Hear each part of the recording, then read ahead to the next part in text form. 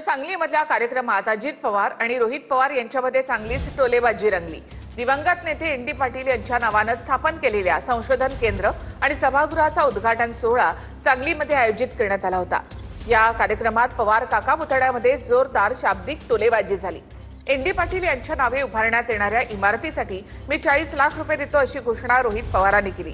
यावरून चंद्रकांत दादा, अजित दादा आणि रोहित पवारांमध्ये टोलेबाजी झाली। अशी माईंनी सांगितलं की ही जी बिल्डिंग आहे आपल्याला लवकरात लवकर बांधायची आहे। माई माझा 40वा वाढदिवस पुढच्या महिन्यामध्ये येत आहे। मी खूप मोठा नाही, पण एक तुम्हाला सांगतो, माझ्याकडनं एक सेवा म्हणून 40 लाख रुपये या आपल्या या बिल्डिंगसाठी तिथं मी देत आहे। चंद्रकांत दादा कोण आहेत? तर या राज्याचे मंत्री आहेत का नाही? मग आपली अपेक्षा काय? 1-0 वाढला पाहिजे का नाही वाढला पाहिजे? राज्याची तिजोरीची चावी कोणाकडे? मग चंद्रकांत दादा जर 1-0 वाढवत असतील माझ्या आकड्यामध्ये, तर 2-0 कुणी वाढवले पाहिजे? हात वर करून वाढवले पाहिजे का नाही? मी एका गिरणी कामगाराचा मुलगा, माझे आई वडील दोघेही गिरणी कामगार। तुमच्यासारखं सोन्याचा चमचा घेऊन जन्माला आलो नाही बाबा मी। चंद्रकांत दादा पाटील, तुम्ही सांगितलं मी गिरणी कामगारांचा मुलगा, म्हणजे आम्ही पण फार काही वर्ण पडलेलो नाहीये।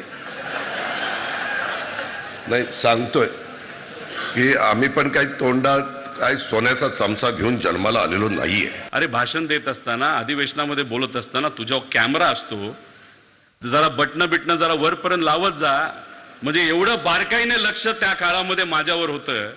आता ते गावकीचा विचार करतात, पण भावकीला कुठेतरी विसरलेले आहेत। अर्थमंत्री आहेत, भावकीकडे लक्ष दिलं म्हणूनच तू आमदार झालास।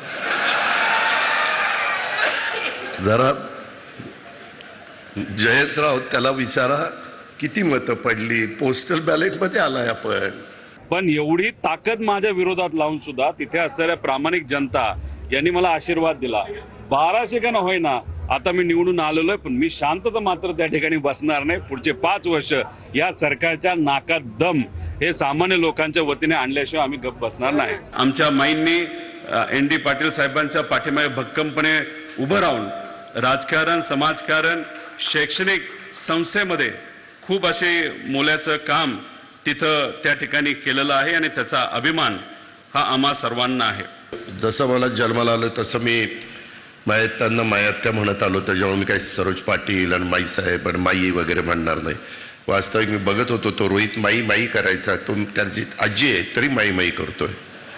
ठीक आहे, बघतो घरी गेल्यावर काय ते।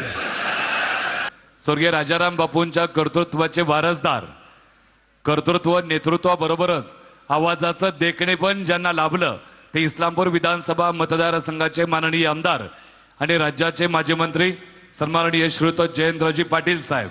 मगाशी हिंदी तर महाशयांनी सांगितलं, आवाजात प्रेमळपणा असलेलं देखणं नेतृत्व।